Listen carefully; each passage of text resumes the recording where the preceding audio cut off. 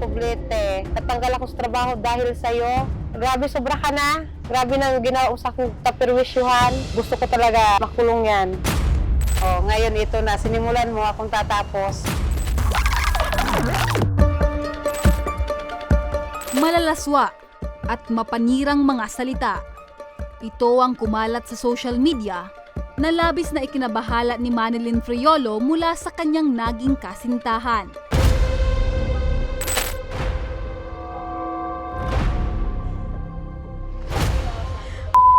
Ba't mo ginawa sa akin to? Ang dahilan? Hindi raw kasi matanggap ng kanyang boyfriend ang pakikipaghiwalay nito sa kanya. Mahal, huwag mo naman gawin sa akin to. Ikaw lang yung babaeng minahal ko ng ganito. Huwag ka nang umuwi dito. Hindi kita kailangan. Huwag ka nang bumalik pa. Pangako, maghahanap ako ng trabaho at bubuhayin ko kayong mag-ina. Huwag mo lang akong iwan. Kahit ano pang sabihin mo, kahit ano pang gawin mo, ayoko na sa iyo. Walang maghihiwalay sa relasyon na to.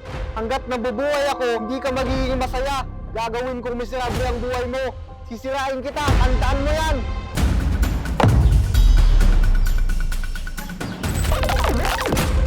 Kwento ni Manilyn, buwan pa lang nang maging chatmate nito si Christian Poblete. At hindi niya inakala na maaaring maobses sa kanya si Christian. Sa dating apps, may nagko-comment, na syempre pag may nag-PM, nag-comment ata ako doon, tapos nag-ano siya sa akin, nag-PM siya. O doon na kami nagsimula, nag-chat-chat na kami.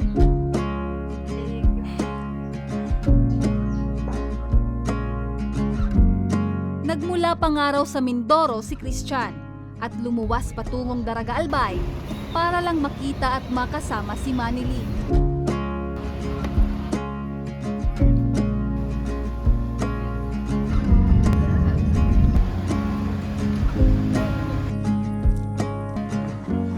Kasi noong una, pagpunta niya dito, tinanggap ko siya ng maayos. Kasi nga, gusto kong may katulong din sa buhay para sa mga bata. Nag-messenger kami, araw-araw kami nagtatawagan, nag-chat-chat. Hanggang sa nag-usap na kami ng maayos, masinsinan. Magtatrabaho ka, magtatrabaho din ako. Para kung sakali ka, magsama tayo, papagawa na lang tayo ng bahay dyan nga. Dahil sa kagustuhan din ni Manilyn na magkaroon ng matinong karelasyon, pumayag na rin ito agad na magsama na sila sa iisang bubong. Ngunit 2 linggo pa lamang daw ay lumabas na ang ugaling palamunin ni Christian. Christian, mag-sign ka nga doon. Maghapon ka nang walang ginawa. Utusan mo yung mga pamangkin mo, hindi yung ako yung pinagdidiskitahan mo dito. Ikaw ba talaga yung may ganang magtabog dyan? Wala ka nang ginawa. Palamunin ka pa dito. Oh! Sa lahat-lahat ng sinabi mo sa akin, nasabi mo, ikaw yung magtatrabaho sa ating dalawa. Batugan ka. Alam mo, nagkamali ako sa pagpili sa'yo.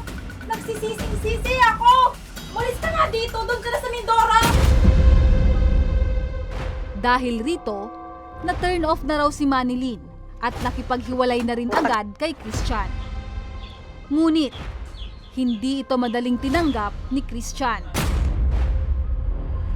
Kasi sobrang nang ginawa niya, lahat-lahat na lang chinachat niya dito kahit sino-sino. Pinagsisiraan ako. Grabing kahihiyan.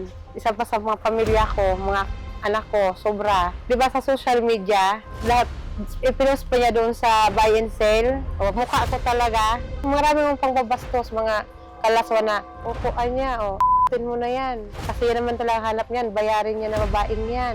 Nagbebintaan niya ng katawa sa foreigner. O, ayan, dapat isinama niyo na si Manilyn para niya may laruan kayo. Kasi puro din niya yan. Ang dami mga comment niya, puro lahat kababastusan. Marami na akong lalaki na sa akin, pinipilahan. Dahil sa panggugulo ni Christian, humingi na ng tulong si Manilyn sa ating programa. Pwede niyo po bang maikwento sa amin paano nagsimula itong paninirang puri ng ex mo? Nagsimula po yan noong September. Ngayong linggo naman to, nagsimula na naman ulit siya. Yan nga mga paninira na pinupost niya na hindi naman totoo. At ang pag-comment niya na puro kababastusan, na magnanakaw daw ako, nagnakaw ako ng pera, mga gamit. Tapos yan ang mga paninira niya sa akin, na yung mga pangbabastos niya sa akin na hindi ko na gusto. Sobra na. Tapos isa pa po doon, may account siya na pangalan ko, mukha ko, na may chinachat siya. Ang gusto ko lang, kaligtasan ko rin, tsaka mga anak ko. Baka may kachat siyang galit na sa kanya. Ako yung mapagbintangan. At ora mismo natin itong idinulog sa tanggapan ng Cybercrime Unit Regional Office 5. Definitely, ma'am, pwede pong gamit yung mga screenshot ng conversation ng si Christian at Manny para makapagsampa ng formal na reklamo. Sa aking pagkinig, nakikita ko na pwedeng maging violation ni Christian ay yun yung libel. Kaya naman ay agad ng sinamahan ng aming team si Manilyn sa tanggapan ng Regional Anti-Cybercrime Unit 5 sa Campo General Simeon Ola para makapagsumite ng formal na reklamo.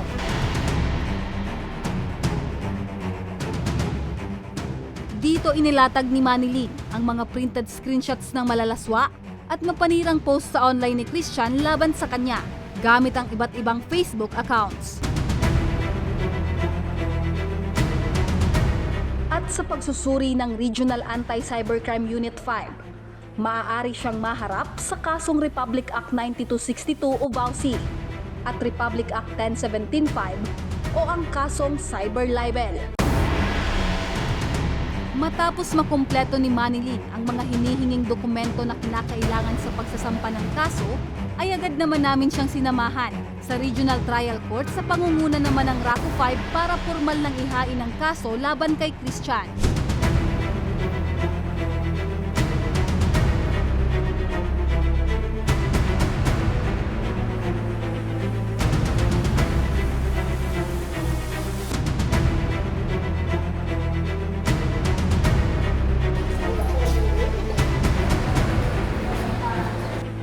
Sobrang saya ko, magaan ang pakiramdam ko ngayon. Kasi ito na ang ginaantay ko na matapos ng problema ko. Ito na yung birthday gift ko sa diri ko na makulong na rin si Christian. Pakiramdam ko, safe na ako kasi ito na nga. Christian, ito na yung iniantay mo. O, ngayon ito na, sinimulan mo akong tatapos.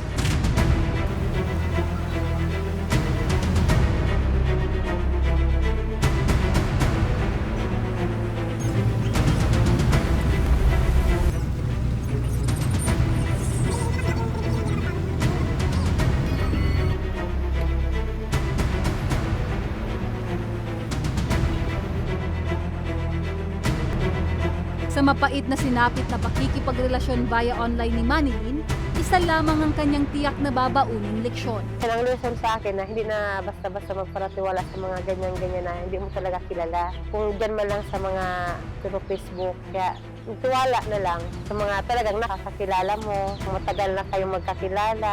Pero sa mga ganyan, mahirap na pala talaga. Kasi nga, hindi ko pala talaga alam yung talagang ugali. Sobrang pasasalamat ko sa Tabang Ora mismo, tapos sa RACO dahil sa kanila, dito ko masusolusyonan yung problema ko tungkol kay Christian at dito matapos. Kaya sobrang pasalamat ako sa Tabang Ora mismo.